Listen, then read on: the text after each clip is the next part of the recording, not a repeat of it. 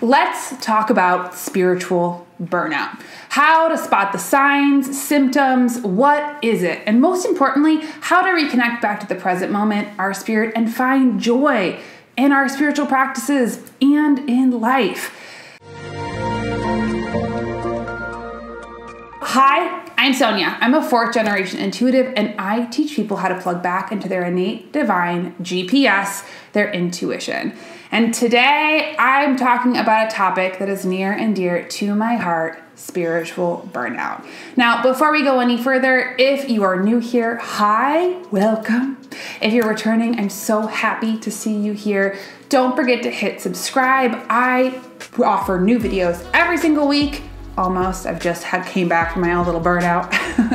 And also don't forget to check out all of the links below. I have tons of tools, exercise and meditation, things to help you. But now, without further ado, let's talk about spiritual burnout. So what is spiritual burnout? Spiritual burnout, which is kind of just like burnout in general, is when we don't find any joy in our spiritual practices, or we find that we're feeling more pressed, when we're feeling more anxious, when we're feeling like we have to do more. Signs are we're feeling disconnected from our physical bodies, from the present moment, from our divine helpers. And most importantly, what I find to be true is when we're experiencing spiritual burnout, really often is a mirror when we're just experiencing burnout in general.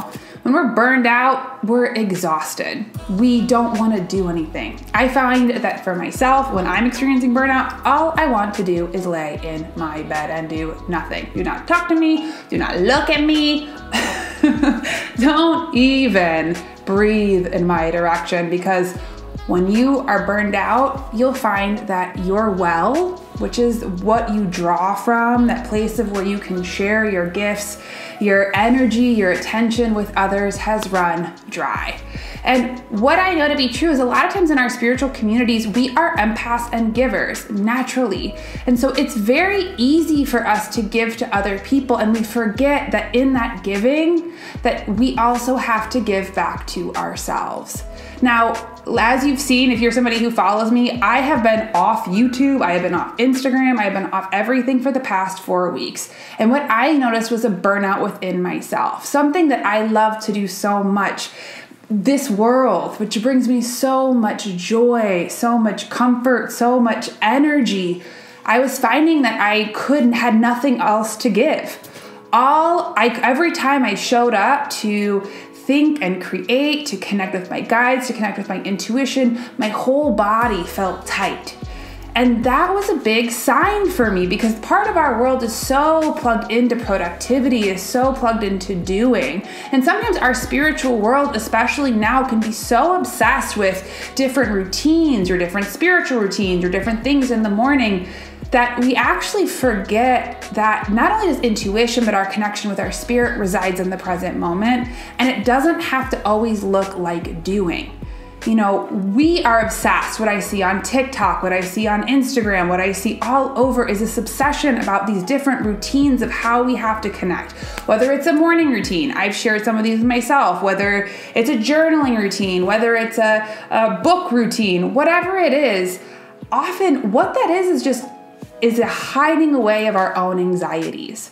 And our little ego intellect believes that if we can organize and keep doing more and more and do it just right, then somehow our deeper place of pain and suffering can be gone. When in reality, the world that we're inhabiting right now is pretty complicated. With COVID, with things ever changing and shifting, with families with different stress, we have to recognize that we are sensitive, energetic beings, and that even in sometimes trying to practice our practice can be a way that contributes to our own spiritual burnout. When we're experiencing burnout, you'll find that you're not enthusiastic, that you're tired, that you're lethargic, that you feel an inner resistance. And I'm going to tell you right now that that is your spirit telling you to pause. It is telling you to take stock, to take a moment and ask yourself, where am I trying to create from?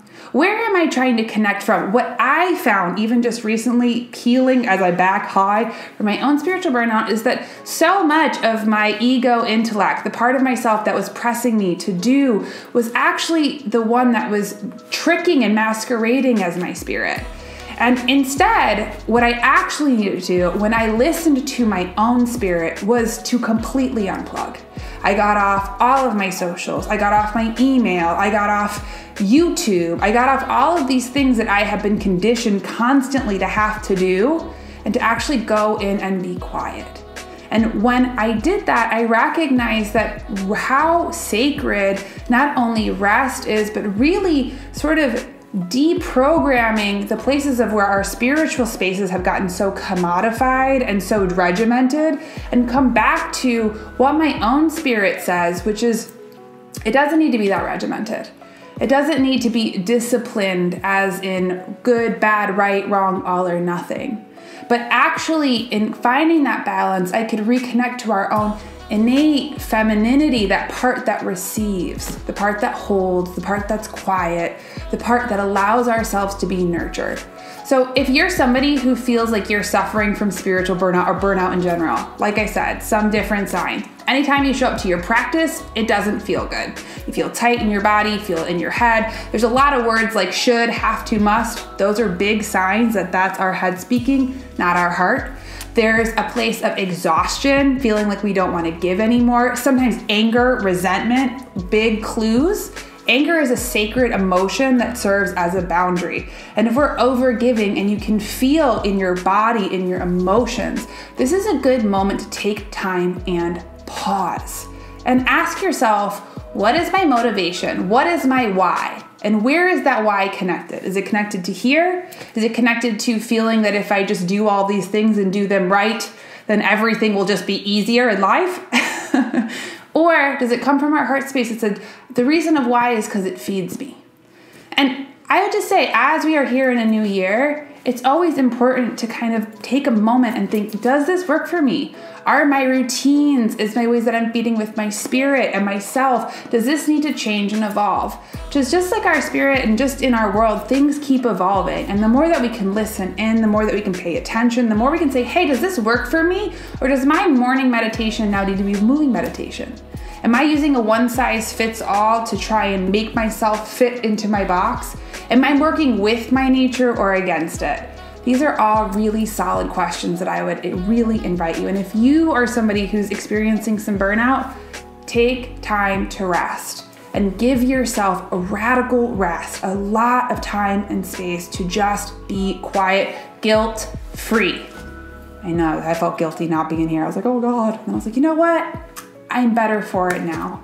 So give yourself that same gift and that same permission because you deserve it. And spiritual burnout really is just a mirror that we're coming from our high ego intellect and not from our spirit, because our spirit will never burn us out. And the more that we can take time to listen within, the more that we can navigate with ease. So I hope you enjoyed this video. Like I said, don't forget, hit subscribe, leave me a comment. Have you ever suffered from spiritual burnout? How are you feeling? Tell me what you think. I'd love to hear from you. And if you are somebody who wants to develop their intuition, don't forget to check out my online course, Becoming an Intuitive Badass. If you want a soul reading, book one with me. It's a great way to start your year. Or I have maybe one spot left in my mentoring program if you really want to work in depth with me. So I have tons of tips, tools. Don't forget to take up my Spirit Type quiz. I have so many beautiful things for you, and I'm about to launch my new site, which I'm super excited about as well.